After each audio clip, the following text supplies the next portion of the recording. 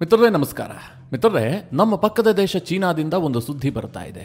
ಅದೇನು ಕೇಳಿದ್ರೆ, ಚೀನಾದ ಅಧ್ಯಕ್ಷ ಕ್ಸಿ ಜಿನ್ಪಿಂಗ್ ಕಾಣಿಸ್ತಾ ಇಲ್ಲ. ಅವರು ಹಲವು ದಿನಗಳಿಂದ ಬಹಳ ಹೈಡ್ ಆಗಿದ್ದಾರೆ. ಅವರನ್ನ ಉದ್ದೇಶಪೂರ್ವಕವಾಗಿ ತೆರೆಮರೆಗೆ ಸರಿಸಲಾಗ್ತಾ ಇದೆ. ಚೀನಾದಲ್ಲಿ ಅಧಿಕಾರ ಬದಲಾಗ್ತಾ ಇದೆ. ಈ ರೀತಿಯ ಸುದ್ದಿಗಳು ಪಕ್ಕದ ಚೀನಾದಿಂದ ಬರ್ತಾ ಇದೆ. ಇದಕ್ಕೆ ಕಾರಣ ಏನು ಕೇಳಿದ್ರೆ, ಮೇ ಮತ್ತು ಜೂನ್ ತಿಂಗಳಿನಲ್ಲಿ ಕ್ಸಿ ಜಿನ್ಪಿಂಗ್ ಹೆಚ್ಚಾಗಿ ಸಾರ್ವಜನಿಕ ಸಭೆಯಲ್ಲಿ ಕಾಣಿಸಿಕೊಂಡೇ ಇಲ್ಲ. ಸರ್ಕಾರಿ ಮೀಟಿಂಗ್ಗಳಲ್ಲೂ ಕೂಡ ಕ್ಸಿ ಜಿನ್ಪಿಂಗ್ ಬಹಳ ಕಡಿಮೆಯಾಗಿ ಭಾಗಿಯಾಗ್ತಾ ಇದ್ದಾರೆ. ಚೀನಾದಲ್ಲಿ ನಡೆಯುವಂತಹ ದೊಡ್ಡ ದೊಡ್ಡ ಪೆರೇಡ್ಗಳಲ್ಲೂ ಕೂಡ ಕ್ಸಿ ಜಿನ್ಪಿಂಗ್ ಕಾಣಿಸಿಕೊಳ್ತಾ ಇಲ್ಲ. ವಿದೇಶಿ ನಾಯಕರು ಬಂದರೂ ಕೂಡ ಕ್ಸಿ ಹೆಚ್ಚಾಗಿ ಭೇಟಿ ಆಗ್ತಾ ಇಲ್ಲ. ಭೇಟಿ ಆದರೂ ಕೂಡ ಬಹಳ ಕಡಿಮೆ ಸಮಯ ಕೊಡ್ತಾ ಇದ್ದಾರೆ, ಅಥವಾ ಚೀನಾದ ಬೇರೊಬ್ಬ ಅಧಿಕಾರಿ ಹೋಗಿ ಅವರನ್ನ ಭೇಟಿ ಆಗ್ತಾ ಇದ್ದಾನೆ. ಈ ರೀತಿಯ ಬೆಳವಣಿಗೆ ಚೀನಾದಲ್ಲಿ ನಡೀತಾ ಇದೆ. ಅಷ್ಟೇ ಏಕೆ, ಈಗ ಬ್ರಿಕ್ಸ್ ಶೃಂಗಸಭೆಗೂ ಕೂಡ ಕ್ಸಿ ಜಿನ್ಪಿಂಗ್ ಹೋಗ್ತಾ ಇಲ್ಲ. ಇದೆಲ್ಲದರ ಮಧ್ಯೆ ಚೀನಾದ ಪತ್ರಿಕೆಗಳಲ್ಲೂ ಕೂಡ, ಅದರಲ್ಲೂ ಸರ್ಕಾರಿ ಪತ್ರಿಕೆಗಳಲ್ಲೂ ಕೂಡ ಕ್ಸಿ ಜಿನ್ಪಿಂಗ್ ಅವರ ಪ್ರಭಾವ ಕಡಿಮೆ ಆಗ್ತಾ ಇದೆ. ಇದನ್ನೆಲ್ಲ ನೋಡಿದಂತಹ ಸಂದರ್ಭದಲ್ಲಿ ಚೀನಾದಲ್ಲಿ ಕ್ಸಿ ಹಠಾವೋ ನಡೀತಿದ್ಯಾ, ಚೀನಾದಲ್ಲಿ ಅಧಿಕಾರ ಬದಲಾಗತ್ತಾ, ಕಮ್ಯುನಿಸ್ಟ್ ಪಾರ್ಟಿ ಇಬ್ಬಾಗವಾಗಿದೆಯಾ, ಈ ಎಲ್ಲ ಪ್ರಶ್ನೆಗಳು ಬರ್ತಾ ಇದೆ. ಒಂದು ವೇಳೆ ಕ್ಸಿ ಜಿನ್ಪಿಂಗ್ ಏನಾದರೂ ಅಧಿಕಾರವನ್ನು ಕಳೆದುಕೊಂಡಿದ್ದೇ ಆದ್ರೆ ಅದು ಭಾರತದ ಮೇಲೂ ಕೂಡ ಪರಿಣಾಮ ಬೀರುತ್ತೆ. ಕೇವಲ ಭಾರತ ಅಲ್ಲ, ವಿಶ್ವಮಟ್ಟದಲ್ಲಿ ಅದರ ಪರಿಣಾಮ ಬೀರುತ್ತೆ.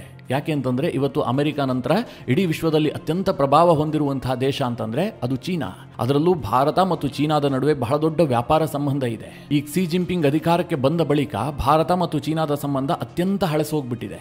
ಇದೆಲ್ಲದರ ಮಧ್ಯದಲ್ಲಿ ಕ್ಸಿ ಜಿನ್ಪಿಂಗ್ ಅವರನ್ನ ಚೀನಾದಲ್ಲಿ ಅಧಿಕಾರದಿಂದ ಇಳಿಸಲಾಗ್ತಾ ಇದೆ, ಅವರನ್ನ ಸೈಡ್ ಲೈನ್ ಮಾಡಲಾಗ್ತಾ ಇದೆ ಅನ್ನೋ ಸುದ್ದಿ ಬರ್ತಾ ಇದೆಯಲ್ಲ, ಇದು ನೇರವಾಗಿ ಭಾರತದ ಮೇಲೆ ಒಂದಷ್ಟು ಪರಿಣಾಮವನ್ನು ಬೀರುತ್ತೆ. ಇದೆಲ್ಲ ವಿಚಾರಗಳ ಕುರಿತಾಗಿ ನಿಮಗೆ ಡೀಟೇಲ್ ಆದಂತಹ ಮಾಹಿತಿಯನ್ನು ಕೊಡ್ತೀನಿ. ಯಾಕೋಸ್ಕರವಾಗಿ ಚೀನಾದಲ್ಲಿ ಹೀಗಾಗ್ತಾ ಇದೆ, ಇದರ ಸತ್ಯಾಸತ್ಯತೆ ಏನು, ನಿಜವಾಗ್ಲೂ ಕ್ಸಿ ಜಿನ್ಪಿಂಗ್ ಅಧಿಕಾರವನ್ನು ಕಳೆದುಕೊಳ್ತಾರ, ಚೀನಾದಲ್ಲಿ ಆಗ್ತಿರುವ ಬೆಳವಣಿಗೆಗೆ ಏನು ಕಾರಣ, ಇದೆಲ್ಲದನ್ನ ಈ ವಿಡಿಯೋದಲ್ಲಿ ನಿಮಗೆ ಡೀಟೇಲ್ ಆಗಿ ತಿಳಿಸ್ಕೊಡ್ತೀನಿ. ನೀವು ಈ ವಿಡಿಯೋನ ಕೊನೆವರೆಗೂ ಮಿಸ್ ಮಾಡದೆ ನೋಡಿ. ಈ ಕ್ಸಿ ಜಿನ್ಪಿಂಗ್ ವಿಚಾರವನ್ನು ಹೇಳೋದಕ್ಕೂ ಮೊದಲು ನೀವು ಚೀನಾದ ರಾಜಕಾರಣವನ್ನು ಚಿಕ್ಕದಾಗಿ ಅರ್ಥ ಮಾಡಿಕೊಳ್ಬೇಕು. ಆಗ ನಿಮಗೆ ಮುಂದಿನ ಎಲ್ಲ ವಿಚಾರಗಳು ಕೂಡ ಕ್ಲಿಯರ್ ಆಗಿ ಅರ್ಥ ಆಗತ್ತೆ. ಚೀನಾದ ರಾಜಕಾರಣದಲ್ಲಿ ಅಲ್ಲಿನ ಅಧ್ಯಕ್ಷರು ಮಹೋನ್ನತ ಹುದ್ದೆಯಲ್ಲಿರ್ತಾರೆ. ಅವರು ಸರ್ಕಾರದ ಚೀಫು ಆಗಿರ್ತಾರೆ, ಪಾರ್ಟಿ ಚೀಫು ಆಗಿರ್ತಾರೆ. ಅಂದ್ರೆ ಚೀನಾದಲ್ಲಿ ಅಧಿಕಾರದಲ್ಲಿರುವಂತಹ ಕಮ್ಯುನಿಸ್ಟ್ ಪಾರ್ಟಿ ಜೊತೆಗೆ ಅವರು ಚೀನಾ ಸೇನೆಯ ಟಾಪ್ ಕಮಾಂಡರ್ ಕೂಡ ಆಗಿರ್ತಾರೆ. ಒಂದು ರೀತಿಯಲ್ಲಿ ಅಲ್ಲಿನ ಅಧ್ಯಕ್ಷರನ್ನ ಹೇಳಬೇಕು ಅಂತಂದ್ರೆ ಅವರು ಚೀನಾದ ನಡೆದಾಡುವ ಇನ್ಸ್ಟಿಟ್ಯೂಷನ್ ಆಗಿರ್ತಾರೆ. ಅವರಿಗೆ ಯಾವ ಕಾರಣಕ್ಕೂ ಕೂಡ ಚೀನಾದಲ್ಲಿ ಅಪಮಾನ ಮಾಡೋದೇ ಇಲ್ಲ. ಒಂದು ವೇಳೆ ಅಪಮಾನ ಮಾಡಿದ್ರೂ ಕೂಡ ಅದು ಹೊರ ಜಗತ್ತಿಗೆ ಗೊತ್ತಾಗೋದೇ ಇಲ್ಲ. ಹಾಗಂತಹ ಅಲ್ಲಿನ ಅಧ್ಯಕ್ಷರನ್ನ ಸರ್ವಾಧಿಕಾರಿ ಆಗೋದಕ್ಕೂ ಅವರು ಬಿಡೋದಿಲ್ಲ. ಯಾವಾಗ ಅಲ್ಲಿನ ಅಧ್ಯಕ್ಷರು ಸರ್ವಾಧಿಕಾರಿ ಆಗ್ತಾ ಇದ್ದಾರೆ, ಇವರು ನಮ್ಮ ಕಂಟ್ರೋಲ್ ತಪ್ತಾ ಇದ್ದಾರೆ ಅಂತ ಕಮ್ಯುನಿಸ್ಟ್ ಪಾರ್ಟಿಯ ಸದಸ್ಯರಿಗೆ ಅನಿಸೋದಕ್ಕೆ ಶುರುವಾಗುತ್ತೋ ಅವರೊಂದು ಗೇಮ್ ಪ್ಲಾನ್ ಅನ್ನ ಮಾಡ್ತಾರೆ. ಅದೇನು ಕೇಳಿದ್ರೆ, ಅಲ್ಲಿನ ಅಧ್ಯಕ್ಷರನ್ನ ಸೈಡ್ ಲೈನ್ ಮಾಡುವಂತಹದ್ದು, ಅವರು ಹೊರ ಜಗತ್ತಿಗೆ ಕಾಣಿಸಿಕೊಳ್ಳದಂತೆ ನೋಡಿಕೊಳ್ಳುವಂತಹದ್ದು, ಅವರ ಪ್ರಾಮುಖ್ಯತೆಯನ್ನ ಕಡಿಮೆ ಮಾಡ್ತಾ ಬರುವಂತಹದ್ದು. ಇದು ಚೀನಾದಲ್ಲಿ ಅಧ್ಯಕ್ಷರು ಬದಲಾಗ್ತಾ ಇದ್ದಾರೆ ಅನ್ನೋದಕ್ಕೆ ಸಿಗುವಂತಹ ಮೊದಲ ಮುನ್ಸೂಚನೆ. ಒಂದು ರೀತಿಯಲ್ಲಿ ಆ ಅಧ್ಯಕ್ಷರನ್ನ ಇರ್ರಿಲೆವೆಂಟ್ ಅನ್ನುವ ರೀತಿಯಲ್ಲಿ ತೋರಿಸಿಬಿಡ್ತಾರೆ. ಆಗ ಅಲ್ಲಿನ ಅಧ್ಯಕ್ಷರಿಗೆ ಅರ್ಥ ಆಗುತ್ತೆ, ನಮ್ಮ ಕಾಲ ಮುಗೀತು, ನಾವು ಬಿಟ್ಟು ಕೊಡಬೇಕು ಅಂತ. ಹೀಗೆ ಯಾವತ್ತಾದ್ರೂ ಹಿಂದಾಗಿದೆಯಾ ಕೇಳಿದ್ರೆ ಖಂಡಿತವಾಗ್ಲೂ ಆಗಿದೆ. ಈ ಹಿಂದಿನ ಅಧ್ಯಕ್ಷ ಹೂ ಜಿಂತಾವೋಗೂ ಕೂಡ ಇದೇ ರೀತಿಯಾಗಿ ಮಾಡಲಾಗಿತ್ತು. ಹಾಗೆ ನೋಡೋಕ್ ಹೋದ್ರೆ ಈ ಕ್ಸಿ ಜಿನ್ಪಿಂಗ್ ರೀತಿಯಲ್ಲಿ ಹೂ ಜಿಂತಾವೋ ಏನು ಸರ್ವಾಧಿಕಾರಿ ಆಗಿರಲಿಲ್ಲ, ಅಥವಾ ಅವರೇನು ಮುಂದೆ ಅಧಿಕಾರವನ್ನು ಹೊಂದಲೇಬೇಕು ಅನ್ನುವಂಥ ಬಯಕೆ ಕೂಡ ಇಟ್ಕೊಂಡಿರಲಿಲ್ಲ. ಆದರೂ ಸಹ 2012-13 ಹೊತ್ತಿಗೆ ಈ ಕ್ಸಿ ಜಿನ್ಪಿಂಗ್ ಪ್ರಭಾವ ಚೀನಾದ ಕಮ್ಯುನಿಸ್ಟ್ ಪಾರ್ಟಿಯಲ್ಲಿ ಜಾಸ್ತಿ ಆಯಿತು. ಈ ಕಾರಣದಿಂದಾಗಿ ಹೂ ಜಿಂತಾವೋ ಅವರನ್ನ ಸೈಡ್ ಲೈನ್ ಮಾಡಲಾಯಿತು. ಅನಂತರ ಕ್ಸಿ ಜಿನ್ಪಿಂಗ್ ಅಧಿಕಾರಕ್ಕೆ ಬರ್ತಾರೆ. ಅದಕ್ಕೂ ಮುಂಚೆ ಈ ಜುರಾಂಗ್ ಝಿ, ಜಾವೋ ಜಿಯಾಂಗ್ ಇವರೆಲ್ಲರ ವಿಚಾರದಲ್ಲೂ ಕೂಡ ಚೀನಾದಲ್ಲಿ ಇದೇ ರೀತಿಯ ನಡವಳಿಕೆಗಳಾಗಿದೆ. ಸದ್ಯ ಮಿತ್ರರೇ, ಕ್ಸಿ ಜಿನ್ಪಿಂಗ್ ವಿಚಾರದಲ್ಲೂ ಕೂಡ ಚೀನಾದ ಕಮ್ಯುನಿಸ್ಟ್ ಪಾರ್ಟಿ ಇದನ್ನೇ ಮಾಡ್ತಿದೆಯಾ ಅನ್ನುವಂಥ ಅನುಮಾನ ಸೃಷ್ಟಿಯಾಗಿದೆ. ಇದಕ್ಕೆ ಕಾರಣ ಏನು ಕೇಳಿದ್ರೆ, ಕಳೆದ ಕೆಲ ತಿಂಗಳಿನಿಂದ ಕ್ಸಿ ಜಿನ್ಪಿಂಗ್ ದೇಶ ಬಿಟ್ಟು ಎಲ್ಲೂ ಹೋಗ್ತಾ ಇಲ್ಲ. ಅವರಿಗೆ ಟ್ರಂಪ್ ಆಹ್ವಾನ ಕೊಟ್ಟರು, ತನ್ನ ಪದಗ್ರಹಣ ಸಮಾರಂಭಕ್ಕೆ ನೀವು ಬರಬೇಕು, ಮುಖ್ಯ ಅತಿಥಿಯಾಗಿ ಭಾಗವಹಿಸಬೇಕು ಅಂತ. ಕ್ಸಿ ಜಿನ್ಪಿಂಗ್ ಹೋಗಿಲ್ಲ. ಅದು ಬಹಳ ದೊಡ್ಡ ಆಹ್ವಾನ. ಅದನ್ನು ಕೂಡ ಕ್ಸಿ ಜಿನ್ಪಿಂಗ್ ಒಪ್ಕೊಂಡಿಲ್ಲ, ಚೀನಾ ಬಿಟ್ಟು ಹೋಗಿಲ್ಲ. ಅಷ್ಟೇ ಏಕೆ, ಈಗ ಬ್ರಿಕ್ಸ್ ಶೃಂಗಸಭೆಗೂ ಕೂಡ ಕ್ಸಿ ಜಿನ್ಪಿಂಗ್ ಹೋಗ್ತಾ ಇಲ್ಲ. ಈ ಬಾರಿ ಬ್ರೆಜಿಲ್ನಲ್ಲಿ ಶೃಂಗಸಭೆ ನಡೀತಾ ಇದೆ. ರಷ್ಯಾ ಅಧ್ಯಕ್ಷರು ಅಲ್ಲಿಗೆ ಹೋಗೋದಿಲ್ಲ. ಅದಕ್ಕೊಂದು ಕಾರಣ ಇದೆ. ಯಾಕೆಂದ್ರೆ ಉಕ್ರೇನ್ ನಡುವೆ ಯುದ್ಧ ನಡೀತಾ ಇದೆ. ರಷ್ಯಾದ ಅಧ್ಯಕ್ಷ ಪುತಿನ್ಗೆ ಜೀವ ಭಯ ಕೂಡ ಇದೆ. ಹೀಗಾಗಿ ಅವರು ದೇಶವನ್ನ ಬಿಟ್ಟು ಬಹಳ ದೂರ ಎಲ್ಲೂ ಕೂಡ ಹೋಗ್ತಾ ಇಲ್ಲ. ನೋಡಕ್ ಹೋದ್ರೆ ಕ್ಸಿ ಜಿನ್ಪಿಂಗ್ಗೆ ಆ ರೀತಿಯ ಯಾವುದೇ ಒತ್ತಡಗಳಿಲ್ಲ. ಚೀನಾ ಯಾವುದೇ ಯುದ್ಧದಲ್ಲಿ ಕೂಡ ಭಾಗಿಯಾಗಿಲ್ಲ. ಹೀಗಿರುವಂತಹ ಸಂದರ್ಭದಲ್ಲೂ ಕೂಡ ಚೀನಾದ ಅಧ್ಯಕ್ಷ ಕ್ಸಿ ಜಿನ್ಪಿಂಗ್ ಈ ಬಾರಿಯ ಬ್ರಿಕ್ಸ್ ಶೃಂಗಸಭೆಯನ್ನ ಸ್ಕಿಪ್ ಮಾಡಿದ್ದಾರೆ. ಇದಕ್ಕೆ ಕೆಲವರು ಏನು ವ್ಯಾಖ್ಯಾನ ಮಾಡ್ತಾ ಇದ್ದಾರೆ ಅಂತಂದ್ರೆ, ಒಂದು ವೇಳೆ ಕ್ಸಿ ಜಿನ್ಪಿಂಗ್ ಏನಾದರೂ ದೇಶ ಬಿಟ್ಟು ಹೋಗಿದ್ದೆ ಆದ್ರೆ ಅವರನ್ನ ಅಧಿಕಾರದಿಂದ ಇಳಿಸಲಾಗುತ್ತೆ, ಚೀನಾದಲ್ಲಿ ಮಿಲಿಟರಿ ದಂಗೆ ಆಗಬಿಡಬಹುದು, ಅಥವಾ ಚೀನಾದ ಕಮ್ಯುನಿಸ್ಟ್ ಪಾರ್ಟಿಯಲ್ಲಿ ಸಾಕಷ್ಟು ವ್ಯತ್ಯಾಸಗಳಾಗಬಿಡಬಹುದು, ಚೀನಾದಲ್ಲಿ ಸಂಪೂರ್ಣವಾಗಿ ಕ್ಸಿ ಜಿನ್ಪಿಂಗ್ ಅಧಿಕಾರದಿಂದ ದೂರ ಆಗಬಹುದು ಅನ್ನುವಂಥ ಆತಂಕ ಅವರಿಗೆ ಕಾಡ್ತಾ ಇದೆ. ಹೀಗಾಗಿ ಅವರು ದೇಶ ಬಿಟ್ಟು ಎಲ್ಲೂ ಹೋಗ್ತಾ ಇಲ್ಲ ಅನ್ನುವಂಥ ವಾದ ಒಂದಿದೆ. ಕ್ಸಿ ಜಿನ್ಪಿಂಗ್ ಬಗ್ಗೆ ಈ ರೀತಿಯ ಅನುಮಾನ ಹುಟ್ಟುಕೊಳ್ಳೋದಕ್ಕೆ ಏನು ಕಾರಣ? ಏನಾದರೂ ಒಂದು ವಿಚಾರ ಬೇಕಲ್ವಾ? ಸುಮ್ಮನೆ ಕ್ಸಿ ಜಿನ್ಪಿಂಗ್ ಅಧಿಕಾರದಿಂದ ಇಳಿತಾರೆ, ಅವ್ರನ್ನ ಸೈಡ್ ಲೈನ್ ಮಾಡಲಾಗ್ತಾ ಇದೆ, ಹೀಗೆ ಹೇಳೋದಕ್ಕೆ ಸಾಧ್ಯ ಇಲ್ವಲ್ಲ. ಏನಾದರೂ ಒಂದು ಬಲವಾದ ಕಾರಣ ಬೇಕಲ್ಲ. ಅದು ಯಾಕೆ ನೋಡೋದಾದರೆ, ಇತ್ತೀಚಿನ ದಿನಗಳಲ್ಲಿ ಕ್ಸಿ ಜಿನ್ಪಿಂಗ್ ಪಬ್ಲಿಕಲ್ಲಿ ಎಲ್ಲೂ ಕಾಣಿಸ್ಕೊಳ್ತಾ ಇಲ್ಲ. ಜೊತೆಗೆ ಕ್ಸಿ ಜಿನ್ಪಿಂಗ್ ಬಗ್ಗೆ ಈ ಸುದ್ದಿ ದೊಡ್ಡದಾಗಿ ಹರಡೋದಕ್ಕೆ ಇನ್ನೊಂದು ಕಾರಣ ಏನು ಕೇಳಿದ್ರೆ, ಜೂನ್ 4ನೇ ತಾರೀಕು ಬೆಲರೂಸ್ನ ಅಧ್ಯಕ್ಷ ಚೀನಾಗೆ ಭೇಟಿ ಕೊಟ್ಟಿದ್ರು. ಆಗ ಬೆಲರೂಸ್ನ ಅಧ್ಯಕ್ಷ ಕ್ಸಿ ಜಿನ್ಪಿಂಗ್ ಅವರನ್ನ ಭೇಟಿಯಾಗಿದ್ರು. ಆದರೆ ಈ ಭೇಟಿ ಮಾಮೂಲಿ ಭೇಟಿ ಅಂತಿರಲಿಲ್ಲ, ಅದನ್ನು ತೀರಾ ಸಾಮಾನ್ಯವಾಗಿಸಲಾಗಿತ್ತು. ಸಾಮಾನ್ಯವಾಗಿ ವಿದೇಶಿ ನಾಯಕರು ಚೀನಾಗೆ ಬಂದಂತಹ ಸಂದರ್ಭದಲ್ಲಿ ಚೀನಾ ಅಧ್ಯಕ್ಷರು ಅವರನ್ನ ಭೇಟಿ ಆಗ್ತಾರೆ ಅಂತಂದ್ರೆ ಅದಕ್ಕೆ ಭಾರಿ ಆಡಂಬರವನ್ನು ಮಾಡಲಾಗಿರುತ್ತೆ. ಒಂದು ದೊಡ್ಡ ಬಂಗಲೆಯಲ್ಲಿ ಅವರು ಭೇಟಿ ಆಗ್ತಾರೆ, ಅಲ್ಲಿ ದೊಡ್ಡ ಪೆರೇಡ್ ನಡೆಯುತ್ತೆ, ಮಿಲಿಟರಿ ಅಧಿಕಾರಿಗಳು ಹಾಜರಾಗ್ತಾರೆ, ಸಾಕಷ್ಟು ವೈಭವವನ್ನು ಅಲ್ಲಿ ತೋರಿಸಲಾಗುತ್ತೆ. ಆದರೆ ಬೆಲರೂಸ್ನ ಅಧ್ಯಕ್ಷರು ಬಂದಂತಹ ಸಂದರ್ಭದಲ್ಲಿ ಕ್ಸಿ ಜಿನ್ಪಿಂಗ್ ಒಂದು ಮಾಮೂಲಿ ಕೊಠಡಿಯಲ್ಲಿ ಭೇಟಿ ಆಗ್ತಾರೆ. ಅದು ಸಹ ಚೀನಾದ ಕಮ್ಯುನಿಸ್ಟ್ ಪಾರ್ಟಿಯ ಒಂದು ಸಾಮಾನ್ಯ ಕೊಠಡಿ. ಅಲ್ಲಿ ಯಾವುದೇ ರೀತಿಯ ಆಡಂಬರ ಇರಲಿಲ್ಲ, ಅಲ್ಲಿ ಯಾವುದೇ ರೀತಿಯ ವ್ಯವಸ್ಥೆ ಕೂಡ ಇರಲಿಲ್ಲ. ಮಾಮೂಲಿ ಚೇರ್ಗಳನ್ನು ಹಾಕಿ ಕೂರಿಸಲಾಗಿತ್ತು. ಬೆಲರೂಸ್ನ ಅಧ್ಯಕ್ಷರು ಬರ್ತಾರೆ, ಚೀನಾದ ಅಧ್ಯಕ್ಷರು ಪಕ್ಕದಲ್ಲಿ ಕೂತಿರ್ತಾರೆ. ಜೊತೆಗೆ ಕ್ಸಿ ಜಿನ್ಪಿಂಗ್ ಅವರಿಗೆ ಯಾವುದೇ ರೀತಿಯಲ್ಲೂ ಕೂಡ ಹೈ ಲೆವೆಲ್ ಸೆಕ್ಯೂರಿಟಿ ಇರಲಿಲ್ಲ ಅಲ್ಲಿ. ಇನ್ನೂ ಇಂಟ್ರೆಸ್ಟಿಂಗ್ ವಿಚಾರ ಏನು ಕೇಳಿದ್ರೆ, ಕ್ಸಿ ಜಿನ್ಪಿಂಗ್ ಅವರಿಗೆ ಒಂದು ಸಾಮಾನ್ಯ ಟ್ರಾನ್ಸ್ಲೇಟರ್ ಕೂಡ ಇರಲಿಲ್ಲ. ಈ ಎಲ್ಲಾ ವಿಡಿಯೋಗಳನ್ನ ಬೆಲರೂಸ್ನ ಮಾಧ್ಯಮಗಳು ಪಬ್ಲಿಷ್ ಮಾಡಿದವೆ.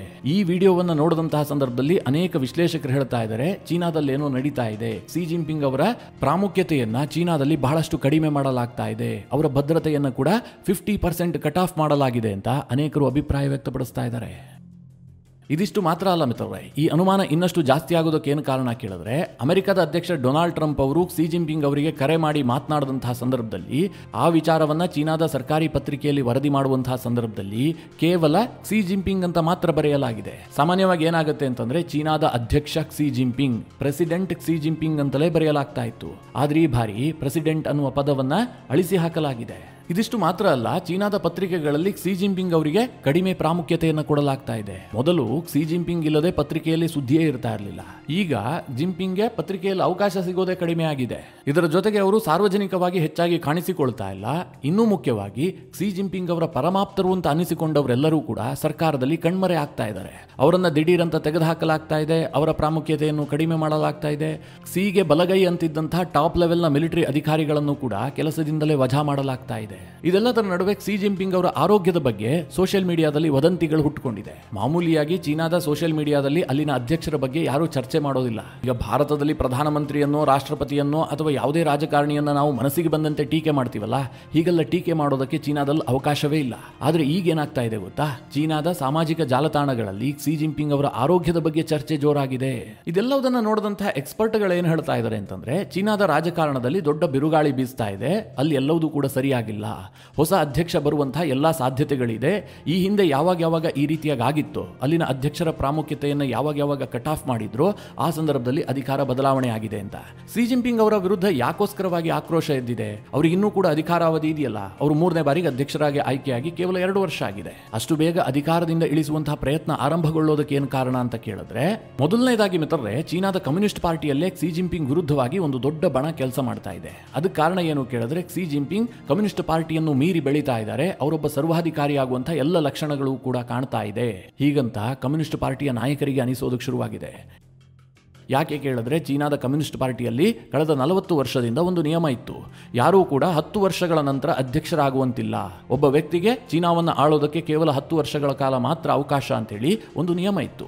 ಆದ್ರೆ ಕ್ಸಿ ಜಿನ್ಪಿಂಗ್ ತನ್ನ 2ನೇ ಅವಧಿಯಲ್ಲಿ ಆ ನಿಯಮವನ್ನು ಬದಲಾಯಿಸಿಕೊಂಡು ಚೀನಾದಲ್ಲಿ 3ನೇ ಬಾರಿಗೂ ಕೂಡ ಒಬ್ಬ ವ್ಯಕ್ತಿ ಅಧ್ಯಕ್ಷರಾಗೋದಕ್ಕೆ ಅವಕಾಶವನ್ನು ಕಲ್ಪಿಸಿಕೊಂಡ್ರು. ಆ ಪ್ರಕಾರವಾಗಿ ಅವರು 3ನೇ ಬಾರಿ ಕೂಡ ಅಧಿಕಾರಕ್ಕೆ ಬಂದ್ರು. ಈಗ ಕ್ಸಿ ಜಿನ್ಪಿಂಗ್ ಯಾವ ರೀತಿಯ ಪ್ರಯತ್ನ ಮಾಡ್ತಾ ಇದ್ದಾರೆ ಅಂತಂದ್ರೆ, ಆಜೀವ ಪರ್ಯಂತ ತಾನು ಚೀನಾದ ಅಧ್ಯಕ್ಷರಾಗಿ ಉಳಿಯೋದಕ್ಕೆ ಎಲ್ಲ ಪ್ರಯತ್ನವನ್ನು ಆರಂಭಿಸಿದ್ದಾರೆ. ಇದು ಸರ್ವಾಧಿಕಾರಿಯ ಮೊದಲ ಲಕ್ಷಣ ಅಂತೇಳಿ ಚೀನಾದ ಕಮ್ಯುನಿಸ್ಟ್ ಪಾರ್ಟಿಗೆ ಅನಿಸ್ತಾ ಇದೆ. ಜೊತೆಗೆ ಈ ಕ್ಸಿ ಜಿನ್ಪಿಂಗ್ ಚೀನಾದಲ್ಲಿ ಕಮ್ಯುನಿಸ್ಟ್ ಪಾರ್ಟಿಯಲ್ಲಿದ್ದಂತಹ ತನ್ನ ವಿರೋಧಿಗಳನ್ನ ಮಟ್ಟ ಹಾಕೋದಕ್ಕೆ ಶುರು ಮಾಡಿದ್ರು. ಇದು ಕಮ್ಯುನಿಸ್ಟ್ ಪಾರ್ಟಿಯಲ್ಲಿ ಭಾರಿ ಆಕ್ರೋಶಕ್ಕೆ ಕಾರಣ ಆಯಿತು. ಇದೇ ಕಾರಣದಿಂದ ಚೀನಾದ ಕಮ್ಯುನಿಸ್ಟ್ ಪಾರ್ಟಿ 2 ಭಾಗಗಳಾಗಿದ್ದಾವೆ. ಒಂದು ಕ್ಸಿ ಜಿನ್ಪಿಂಗ್ ಬಣ, ಇನ್ನೊಂದು ಕ್ಸಿ ಜಿನ್ಪಿಂಗ್ ವಿರೋಧಿ ಬಣ. ಆ ವಿರೋಧಿ ಬಣದಲ್ಲಿ ಯಾರಿದ್ದಾರೆ ಕೇಳಿದ್ರೆ, ಹೂ ಜಿಂತಾವೋ. ಈ ಹೂ ಜಿಂತಾವೋ ಚೀನಾದಲ್ಲಿ ಕ್ಸಿ ಜಿನ್ಪಿಂಗ್ ಬರೋದಕ್ಕೂ ಮುಂಚೆ ಅಧ್ಯಕ್ಷರಾಗಿದ್ದಂಥವ್ರು. ಇವರು ಕ್ಸಿ ಜಿನ್ಪಿಂಗ್ ಅವರು 3ನೇ ಬಾರಿಗೆ ಅಧ್ಯಕ್ಷರಾಗುವುದನ್ನು ಪ್ರಬಲವಾಗಿ ವಿರೋಧಿಸಿದ್ರು. ಯಾಕಂದ್ರೆ ಇದು ಕಮ್ಯುನಿಸ್ಟ್ ಪಾರ್ಟಿಯ ಸಿದ್ಧಾಂತದ ವಿರುದ್ಧವಾಗಿದೆ ಅಂತ ಹೇಳಿ ಅವರು ಅಪಸ್ವರವನ್ನು ತೆಗೆದಿದ್ರು. ಆದ್ರೆ ಆ ಸಂದರ್ಭದಲ್ಲಿ ಕ್ಸಿ ಜಿನ್ಪಿಂಗ್ ತನ್ನ ಪ್ರಭಾವವನ್ನು ಬಳಸಿಕೊಂಡು ಹೂ ಜಿಂತಾವೋ ಅವರ ಧ್ವನಿಯನ್ನೇ ಅಡಗಿಸಿದ್ರು. ನಿಮಗೆಲ್ಲ ಒಂದು ವಿಡಿಯೋ ನೆನಪಿರಬಹುದು. ಕ್ಸಿ ಜಿನ್ಪಿಂಗ್ 3ನೇ ಬಾರಿಗೆ ಅಧಿಕಾರವನ್ನು ವಹಿಸಿಕೊಳ್ಳುವಂತಹ ಸಂದರ್ಭದಲ್ಲಿ ಕಮ್ಯುನಿಸ್ಟ್ ಪಾರ್ಟಿಯ ಸಭೆ ನಡೀತಾ ಇರುತ್ತೆ. ಆ ಸಭೆಯಲ್ಲಿ ಹೂ ಜಿಂತಾವೋ ಕ್ಸಿ ಜಿನ್ಪಿಂಗ್ ಪಕ್ಕದಲ್ಲೇ ಕೂತಿರ್ತಾರೆ. ಕಾರಣ ಏನು ಕೇಳಿದ್ರೆ, ಅವರು ಮಾಜಿ ಅಧ್ಯಕ್ಷರು ಪಕ್ಷದಲ್ಲಿ ತುಂಬಾ ಪ್ರಭಾವಿ ಹುದ್ದೆಯಲ್ಲಿರುವಂತವರು. ಆದರೂ ಕೂಡ ಕ್ಸಿ ಜಿನ್ಪಿಂಗ್ ಏನ್ ಮಾಡ್ತಾರೆ, ಸಭೆ ನಡೀತಿದ್ದಂತಹ ಸಂದರ್ಭದಲ್ಲೇ ಹೂ ಜಿಂತಾವೋ ಅವರನ್ನ ಸೆಕ್ಯೂರಿಟಿ ಗಾರ್ಡ್ಗಳನ್ನ ಬಳಸಿ ಸಭೆಯಿಂದ ಹೊರ ಹಾಕಿಸ್ತಾರೆ. ಹೂ ಜಿಂತಾವೋ ಅವರಿಗೆ ಸಭೆಯನ್ನ ಬಿಟ್ಟು ಹೋಗೋದಕ್ಕೆ ಇಷ್ಟ ಇರೋದಿಲ್ಲ, ಆದರೂ ಕೂಡ ಅವರ ಕೈ ಹಿಡಿದು ಬಲಪ್ರಯೋಗ ಮಾಡಿ ಅವರನ್ನು ಹೊರ ಹಾಕಲಾಗುತ್ತೆ. ಈ ವಿಡಿಯೋ ಭಾರಿ ಸದ್ದು ಮಾಡಿತ್ತು. ಕ್ಸಿ ಜಿನ್ಪಿಂಗ್ ಅಷ್ಟರ ಮಟ್ಟಿಗೆ ಸರ್ವಾಧಿಕಾರಿಯಾಗಿದ್ರು, ಇಡೀ ಕಮ್ಯುನಿಸ್ಟ್ ಪಕ್ಷದ ಹೋಲ್ಡ್ ಅನ್ನ ತೆಗೆದುಕೊಂಡಿದ್ರು. ಆದ್ರೆ ಹೂ ಜಿಂತಾವೋ ಈ ಕ್ಸಿ ಜಿನ್ಪಿಂಗ್ ಅನ್ನ ವಿರೋಧಿಸೋದನ್ನ ಮಾತ್ರ ಬಿಟ್ಟಿಲ್ಲ, ಪಕ್ಷದಲ್ಲಿ ತನ್ನ ಹಿಡಿತವನ್ನ ಮಾತ್ರ ಸಡಿಲಿಸಿಲ್ಲ. ತನ್ನ ಬಣವನ್ನ ಬಳಸಿಕೊಂಡು ಕ್ಸಿ ಜಿನ್ಪಿಂಗ್ ವಿರುದ್ಧವಾಗಿ ನಿರಂತರವಾಗಿ ಕೆಲಸ ಮಾಡ್ತಲೇ ಇದ್ದಾರೆ. ಹೀಗಾಗಿ ಚೀನಾದ ಕಮ್ಯುನಿಸ್ಟ್ ಪಕ್ಷ ಏನಿದೆ 2 ಭಾಗಗಳಾಗಿದೆ. ಕ್ಸಿ ಜಿನ್ಪಿಂಗ್ ಅವರ ಪ್ರಭಾವವನ್ನು ಕಡಿಮೆ ಮಾಡೋದಕ್ಕೆ ಹೂ ಜಿಂತಾವೋ ನಿರಂತರವಾಗಿ ಪ್ರಯತ್ನ ಮಾಡ್ತಾ ಇದ್ದಾರೆ. ಈಗ ಅವರ ಕೈ ಮೇಲಾಗ್ತಾ ಇದೆ ಅಂತ ಅನೇಕ ವರದಿಗಳು ಹೇಳ್ತಾ ಇದ್ದಾವೆ. ವಿಶ್ಲೇಷಕರು ಕೂಡ ಇದೇ ಅಭಿಪ್ರಾಯವನ್ನು ವ್ಯಕ್ತಪಡಿಸ್ತಾ ಇದ್ದಾರೆ. ಹಾಗಾದರೆ ಒಂದು ವೇಳೆ ಕ್ಸಿ ಜಿನ್ಪಿಂಗ್ ಏನಾದರೂ ಅಧಿಕಾರದಿಂದ ಇಳಿದಿದ್ದೆ ಆದರೆ ಮುಂದೆ ಯಾರು ಅಧಿಕಾರಕ್ಕೆ ಬರ್ತಾರೆ? ಏನು ಹೂ ಜಿಂತಾವೋ ಅಧಿಕಾರಕ್ಕೆ ಬರ್ತಾರಾ ಕೇಳಿದ್ರೆ ಖಂಡಿತವಾಗ್ಲೂ ಇಲ್ಲ. ಹೂ ಜಿಂತಾವೋ ಅವರಿಗೆ ಈಗಾಗಲೇ ವಯಸ್ಸಾಗ್ಬಿಟ್ಟಿದೆ. ಬದಲಾಗಿ ಮಾಜಿ ಉಪ ಪ್ರೀಮಿಯರ್ ಆಗಿದ್ದಂತಹ ವಾಂಗ್ ಯಾಂಗ್ರನ್ನ ಮುಂದಿನ ಉತ್ತರಾಧಿಕಾರಿಯನ್ನಾಗಿ ನೇಮಿಸುವಂತಹ ಸಾಧ್ಯತೆಗಳು ಜಾಸ್ತಿ ಇದೆ. ಕಮ್ಯುನಿಸ್ಟ್ ಪಕ್ಷದಲ್ಲಿ ಈ ರೀತಿಯ ಬೆಳವಣಿಗೆಗಳು ನಡೀತಾ ಇದೆ ಅಂತ ಹೇಳಲಾಗ್ತಾ ಇದೆ. ಈ ವಾಂಗ್ ಯಾಂಗ್ ಇದರಲ್ಲ, ಚೀನಾದ ಕಮ್ಯುನಿಸ್ಟ್ ಪಾರ್ಟಿಯಲ್ಲಿ ತೀರಾ ಪ್ರಭಾವಿ ನಾಯಕ. ಈ ವಾಂಗ್ ಯಾಂಗ್ಗೆ ಈಗ ಪಕ್ಷದೊಳಗೆ ಬೆಂಬಲ ಜಾಸ್ತಿ ಆಗ್ತಾ ಇದೆ ಅಂತ ಹೇಳಲಾಗ್ತಾ ಇದೆ. ನಿಮಗೆಲ್ಲ ಗೊತ್ತೇ ಇದೆ, ಚೀನಾದಲ್ಲಿ ಅಧ್ಯಕ್ಷರು ಯಾರಾಗಬೇಕು, ಪ್ರಧಾನಿ ಯಾರಾಗಬೇಕು ಇದನ್ನು ನಿರ್ಧರಿಸುವಂತಹ ಹಕ್ಕಾಗ್ಲಿ ಅಧಿಕಾರವಾಗ್ಲಿ ಜನರಿಗಿಲ್ಲ. ಅಲ್ಲಿರುವಂತಹದ್ದು ಒಂದೇ ಪಕ್ಷ, ಅದು ಕಮ್ಯುನಿಸ್ಟ್ ಪಕ್ಷ. ಕಮ್ಯುನಿಸ್ಟ್ ಪಕ್ಷದಲ್ಲೇ ಅಧ್ಯಕ್ಷರು ಆಯ್ಕೆ ಆಗ್ತಾರೆ, ಅವರೇ ಪ್ರಧಾನಿಯನ್ನು ಆಯ್ಕೆ ಮಾಡ್ಕೊಳ್ತಾರೆ, ಇಡೀ ಕ್ಯಾಬಿನೆಟ್ ಅನ್ನು ಅವರೇ ರಚನೆ ಮಾಡ್ಕೊಳ್ತಾರೆ. ಆದರೆ ಆ ಕಮ್ಯುನಿಸ್ಟ್ ಪಕ್ಷದೊಳಗೆ ಒಂದು ವಿಪಕ್ಷದ ವಾತಾವರಣ ನಿರ್ಮಾಣ ಆಗಿರುತ್ತೆ. ಈಗಾಗಿರೋದು ಕೂಡ ಅದೇ. ಅಲ್ಲಿರುವಂತಹ ಅಧ್ಯಕ್ಷರನ್ನ ಆ ಪಕ್ಷದವರೇ ಹೆಚ್ಚು ವಿರೋಧಿಸೋದಕ್ಕೆ ಶುರು ಮಾಡಿದ್ದಾರೆ, ಅವರನ್ನ ಸೈಡ್ ಲೈನ್ ಮಾಡೋದಕ್ಕೆ ಶುರು ಮಾಡಿದ್ದಾರೆ. ಹೀಗಾಗಿ ಕ್ಸಿ ಜಿನ್ಪಿಂಗ್ ಅವರು ಅಧಿಕಾರವನ್ನು ಕಳೆದುಕೊಳ್ಳುವಂತಹದ್ದು ಬಹುತೇಕ ನಿಚ್ಚಳ ಅಂತ ಹೇಳಲಾಗ್ತಾ ಇದೆ. ಆದರೆ ಮಿತ್ರರೇ, ಇದು ಹೀಗೆ ಆಗ್ಬಿಡುತ್ತೆ ಅಂತ ಹೇಳೋದಕ್ಕೆ ಸಾಧ್ಯ ಇಲ್ಲ. ಯಾಕೆಂತಂದ್ರೆ ಕ್ಸಿ ಜಿನ್ಪಿಂಗ್ ಈಗಲೂ ಸಹ ಚೀನಾದ ಅಧ್ಯಕ್ಷರು. ಅವರು ತಮ್ಮ ಪ್ರಭಾವವನ್ನು ಬಳಸಿಕೊಂಡು ತನ್ನ ವಿರುದ್ಧವಾಗಿ ನಡೀತಾ ಇರುವಂತಹ ಈ ಎಲ್ಲಾ ಬೆಳವಣಿಗೆಗಳನ್ನು ಹತ್ತಿಕ್ಕಿ ತಾನೇ ಅಧಿಕಾರದಲ್ಲಿ ಮುಂದುವರೆದ್ರೂ ಕೂಡ ಏನು ಆಶ್ಚರ್ಯ ಇಲ್ಲ. ಚೀನಾದಲ್ಲಿ ಏನು ಬೇಕಾದರೂ ಆಗುತ್ತೆ, ಯಾಕೆಂದ್ರೆ ಅದು ಚೀನಾ, ಭಾರತ ಅಲ್ಲ. ಭಾರತದಲ್ಲಿ ಇಂತಹ ಯಾವುದೇ ಬೆಳವಣಿಗೆ ಆಗೋದಕ್ಕೆ ಸಾಧ್ಯವೇ ಇಲ್ಲ. ಏನೇ ಆದರೂ ಕೂಡ ಪಾರದರ್ಶಕವಾಗಿ ಆಗ್ತಾ ಇರುತ್ತೆ. ಯಾರು ಅಧಿಕಾರದಿಂದ ಇಳಿತಾರೆ, ಯಾರು ಬರ್ತಾರೆ, ಎಲ್ಲವೂ ಕೂಡ ಬಹಿರಂಗವಾಗಿ ಆಗುತ್ತೆ. ಚೀನಾದಲ್ಲಿ ತೆರೆಯ ಹಿಂದಿನ ಆಟವೇ ಜಾಸ್ತಿ. ಈಗ ನಿಮಗೆ ಕಟ್ಟಕಡೆಯದಾಗಿ ಒಂದು ಪ್ರಶ್ನೆ ಬರ್ತಾ ಇರಬಹುದು, ಒಂದು ವೇಳೆ ಕ್ಸಿ ಜಿನ್ಪಿಂಗ್ ಬದಲಾಗಿದ್ದೆ ಆದ್ರೆ ಭಾರತದ ಮೇಲೆ ಏನು ಪರಿಣಾಮ ಬೀರುತ್ತೆ ಅಂತ. ಮಿತ್ರರೇ, ಸಹಜವಾಗಿ ಚೀನಾದಲ್ಲಾಗುವಂತಹ ಈ ರಾಜಕೀಯ ಬೆಳವಣಿಗೆ ಭಾರತದ ಮೇಲೆ ನೇರವಾಗಿ ಪರಿಣಾಮ ಬೀರುತ್ತೆ. ಯಾಕೆಂದ್ರೆ ಭಾರತ ಮತ್ತು ಚೀನಾದ ನಡುವೆ ಸಂಬಂಧ ಏನಷ್ಟು ಚೆನ್ನಾಗಿಲ್ಲ. ಒಬ್ಬ ಒಳ್ಳೆಯ ಅಧ್ಯಕ್ಷ ಚೀನಾಗ್ ಬಂದ್ಬಿಟ್ಟು ಆತ ವಿಸ್ತಾರವಾದದಲ್ಲಿ ನಂಬಿಕೆ ಇಡದೇ ಇದ್ದಿದ್ದೆ ಆದ್ರೆ ಭಾರತದೊಂದಿಗೆ ಚೀನಾದ ಸಂಬಂಧ ತುಂಬಾ ಚೆನ್ನಾಗಾಗುತ್ತೆ. ಚೀನಾ ಭಾರತ ಸಂಬಂಧ ಚೆನ್ನಾಗಾಯ್ತು ಅಂತಂದ್ರೆ ಭಾರತಕ್ಕೆ ಗಡಿಯಲ್ಲಿ ದೊಡ್ಡ ತಲೆಬಿಸಿಯೇ ತಪ್ಪು ಹೋಗುತ್ತೆ. ಒಂದು ವೇಳೆ ಚೀನಾ ಪಾಕಿಸ್ತಾನಕ್ಕೆ ಸಪೋರ್ಟ್ ಮಾಡೋದನ್ನ ಕಡಿಮೆ ಮಾಡಿದ್ದೆ ಆದ್ರೆ ಪಾಕಿಸ್ತಾನ ಕೂಡ ವೀಕ್ ಆಗುತ್ತೆ. ಇದೆಲ್ಲವೂ ಕೂಡ ಅಲ್ಲಿನ ಆಡಳಿತಕ್ಕೆ ಸಂಬಂಧಪಟ್ಟಂತಹ ವಿಚಾರ. ಹೀಗಾಗಿ ಚೀನಾದಲ್ಲಿ ದೊಡ್ಡ ರಾಜಕೀಯ ಬದಲಾವಣೆ ಆಗಿಬಿಟ್ಟು ಭಾರತಕ್ಕೆ ಫ್ರೆಂಡ್ಲಿ ಆಗುವಂತಹ ಅಧ್ಯಕ್ಷರು ಬಂದಿದ್ದೆ ಆದ್ರೆ ಅದು ಲಾಭ ಆಗಬಹುದು. ಅದಕ್ಕೆ ಪ್ರತಿಯಾಗಿ ಈಗಿರುವ ಕ್ಸಿ ಜಿನ್ಪಿಂಗ್ ಗಿಂತಲೂ ಕೂಡ ಇನ್ನೂ ಅಗ್ರೆಸಿವ್ ಆದಂತಹ ನಾಯಕ ಬಂದು ಆತ ಭಾರತವನ್ನ ಕಟುವಾಗಿ ಟೀಕಿಸುವಂತವನಾಗ್ಬಿಟ್ರೆ ಭಾರತಕ್ಕೆ ದೊಡ್ಡ ತಲೆನೋವಾಗುತ್ತೆ. ಹೀಗಾಗಿ ಮುಂದೆ ಯಾರು ಚೀನಾದ ಅಧ್ಯಕ್ಷರಾಗ್ತಾರೆ ಎನ್ನುವಂಥದ್ದು ಭಾರತಕ್ಕೆ ತೀರಾ ಇಂಪಾರ್ಟೆಂಟ್ ಆಗುತ್ತೆ.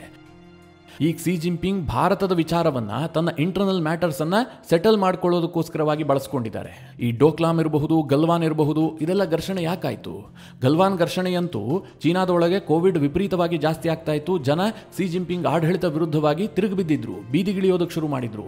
ಅಂತಹ ಸಂದರ್ಭದಲ್ಲಿ ಇಂಟರ್ನಲ್ ಮ್ಯಾಟರ್ಸ್ ಅನ್ನ ಸೆಟಲ್ ಮಾಡೋದಕ್ಕೋಸ್ಕರವಾಗಿ ಗಲ್ವಾನ್ನಲ್ಲಿ ಘರ್ಷಣೆ ತೆಗೆಯಲಾಯಿತು. ಅಂದ್ರೆ ಚೀನಾ ಒಂದು ಯುದ್ಧದ ಸಿಚುವೇಶನ್ ನಲ್ಲಿದೆ. ಆ ರೀತಿಯಾಗಿ ಆಂತರಿಕವಾಗಿ ಬಿಂಬಿಸಲಾಯಿತು. ಸಾಮಾನ್ಯವಾಗಿ ಯಾವಾಗ ಎಕ್ಸ್ಟರ್ನಲ್ ಮ್ಯಾಟರ್ಸ್ ಹೆಚ್ಚಾಗಿ ಚರ್ಚೆ ಆಗೋದಕ್ಕೆ ಶುರುವಾಗುತ್ತೋ ದೇಶದ ಒಳಗಿನ ರಾಜಕಾರಣ ಅಡಗಿ ಹೋಗ್ಬಿಡುತ್ತೆ. ಈ ತಕ್ಷಣದ ಉದಾಹರಣೆಯನ್ನೇ ನಿಮಗೆ ಕೊಡಬೇಕು ಅಂತಂದ್ರೆ ಈ ಆಪರೇಷನ್ ಸಿಂಧೂರ ಆಯ್ತಲ್ಲ, ಪಹಲ್ಗಾಮ್ ಅಟ್ಯಾಕ್ ಆದ ಬಳಿಕ ಆಗ ನಮ್ಮ ದೇಶದಲ್ಲಿ ಯಾವ ರೀತಿಯ ಒಗ್ಗಟ್ಟು ಕಾಣೋದಕ್ಕೆ ಸಿಕ್ತು? ದೇಶದ ಆಂತರಿಕ ರಾಜಕಾರಣ ಎಲ್ಲಾದರೂ ಚರ್ಚೆ ಆಗ್ತಾ ಇತ್ತಾ? ಡಿ ಕೆ ಶಿವಕುಮಾರ್ ಮುಖ್ಯಮಂತ್ರಿ ಆಗ್ತಾರಾ, ಸಿದ್ದರಾಮಯ್ಯನವರು ಮುಖ್ಯಮಂತ್ರಿ ಆಗ್ತಾರಾ? ಈ ವಿಚಾರಗಳು ಚರ್ಚೆಗೆ ಬಂದಿದ್ವಾ? ಅಥವಾ ನರೇಂದ್ರ ಮೋದಿ ಅವರ ವಿರುದ್ಧ ಯಾವುದಾದ್ರೂ ಕುತಂತ್ರ ಮಾಡೋದಕ್ಕೆ ವಿಪಕ್ಷಗಳು ಮುಂದಾಗ್ತಾ ಇದ್ವಾ? ಮೋದಿಯನ್ನ ವಿರೋಧಿಸುವವರೂ ಕೂಡ ಸ್ವಲ್ಪ ಕಾಲ ಬಾಯಿ ಮುಚ್ಕೊಂಡಿದ್ರು ತಾನೆ. ಯಾಕೆ ಕೇಳಿದ್ರೆ ದೇಶ ಹೊರಗಿನ ಥ್ರೆಟ್ ಅನ್ನು ಎದುರಿಸ್ತಾ ಇತ್ತು. ಅಂತಹ ಸಂದರ್ಭದಲ್ಲಿ ದೇಶ ಒಗ್ಗಟ್ಟಾಗುತ್ತೆ. ಇದೇ ತಂತ್ರಗಾರಿಕೆಯನ್ನ ಕ್ಸಿ ಜಿನ್ಪಿಂಗ್ ಅನೇಕ ಬಾರಿ ಪ್ರಯೋಗ ಮಾಡಿದ್ದಾರೆ. ಅದು ಗಲ್ವಾನ್ ಘರ್ಷಣೆಯೂ ಹೌದು, ಡೋಕ್ಲಾಮ್ ಘರ್ಷಣೆಯೂ ಹೌದು. ತೈವಾನ್ ಜೊತೆಗೆ ಆಗಾಗ ಕಿರಿಕ್ ತೆಗಿತಾ ಇರ್ತಾರಲ್ಲ, ಯುದ್ಧದ ಹೂಂಕಾರವನ್ನ ಮಾಡ್ತಾ ಇರ್ತಾರಲ್ಲ, ಇದೆಲ್ಲದಕ್ಕೂ ಕಾರಣ ಅದೇ. ತನ್ನ ಅಧಿಕಾರವನ್ನ ಭದ್ರ ಮಾಡಿಕೊಳ್ಳೋದಕ್ಕೋಸ್ಕರವಾಗಿ ಕ್ಸಿ ಜಿನ್ಪಿಂಗ್ ಈ ತಂತ್ರಗಾರಿಕೆ ಬಳಸ್ತಾ ಇದ್ರು. ಈಗಲೂ ಕ್ಸಿ ಜಿನ್ಪಿಂಗ್ ಅಧಿಕಾರವನ್ನ ಉಳಿಸಿಕೊಳ್ಳೋದಕ್ಕೆ ಯಾವುದೋ ದೊಡ್ಡ ತಂತ್ರಗಾರಿಕೆ ಮಾಡಿದ್ರೂ ಕೂಡ ಆಶ್ಚರ್ಯ ಇಲ್ಲ. ಭಾರತದ ಜೊತೆಗೂ ಗಲಾಟೆ ತೆಗೆಯಬಹುದು, ಗಡಿಯಲ್ಲಿ ಉದ್ವಿಗ್ನ ಪರಿಸ್ಥಿತಿ ನಿರ್ಮಾಣ ಆಗಬಹುದು, ಯುದ್ಧದ ವಾತಾವರಣ ನಿರ್ಮಾಣ ಆಗಬಹುದು, ಅಥವಾ ತೈವಾನ್ ಮೇಲೆ ದಾಳಿಯನ್ನು ಆರಂಭಿಸಬಹುದು, ಅಮೆರಿಕ ಜೊತೆಗೆ ಇನ್ನಷ್ಟು ಸಂಬಂಧವನ್ನು ಹಾಳು ಮಾಡಿಕೊಳ್ಳಬಹುದು, ಏನು ಬೇಕಾದರೂ ಆಗಬಹುದು. ಹೀಗಾಗಿ ಚೀನಾದ ಈ ಬೆಳವಣಿಗೆ ಇದೆಯಲ್ಲ, ಇದನ್ನು ಭಾರತ ಬಹಳ ಕ್ಲೋಸ್ ಆಗಿ ಮಾನಿಟರ್ ಮಾಡ್ತಾ ಇದೆ. ಸಹಜವಾಗಿ ಭಾರತವೂ ಕೂಡ ತುಂಬಾ ಅಲರ್ಟ್ ಆಗಿರುತ್ತೆ. ಮಿತ್ರರೇ, ಈ ಬಗ್ಗೆ ಸಾಕಷ್ಟು ಡೆವಲಪ್ಮೆಂಟ್ಗಳಾಗ್ತವೆ. ಆ ಸಂದರ್ಭದಲ್ಲಿ ನಿಮಗೆ ಡೀಟೇಲ್ ಆಗಿ ತಿಳಿಸ್ಕೊಡುವಂತಹ ಪ್ರಯತ್ನ ಮಾಡ್ತೀನಿ. ಈ ಎಲ್ಲ ಬೆಳವಣಿಗೆಗಳ ಬಗ್ಗೆ ನಿಮ್ಮ ಅನಿಸಿಕೆ ಅಭಿಪ್ರಾಯಗಳೇನು ಕಮೆಂಟ್ ಮಾಡುವ ಮೂಲಕ ನಮಗೆ ತಿಳಿಸಿ. ಹಾಗೆ ನಿಮಗೆ ಈ ವಿಡಿಯೋ ಇಷ್ಟವಾದರೆ ಲೈಕ್ ಮಾಡಿ. ಜೊತೆಗೆ ನೀವಿನ್ನೂ ನಿಮ್ಮ ನೆಚ್ಚಿನ ಸಂಸ್ಕಾರ ಸೌರಭ ಯೂಟ್ಯೂಬ್ ಚಾನಲ್ನ ಸಬ್ಸ್ಕ್ರೈಬ್ ಮಾಡಿಲ್ಲ ಅಂತಾದರೆ ಈ ಕೂಡಲೇ ಸಬ್ಸ್ಕ್ರೈಬ್ ಮಾಡಿ. ಮುಂದಿನ ಎಲ್ಲ ಅಪ್ಡೇಟ್ಗಳ ನೋಟಿಫಿಕೇಷನ್ಗಾಗಿ ಬೆಲ್ ಐಕಾನ್ ಒತ್ತಿ.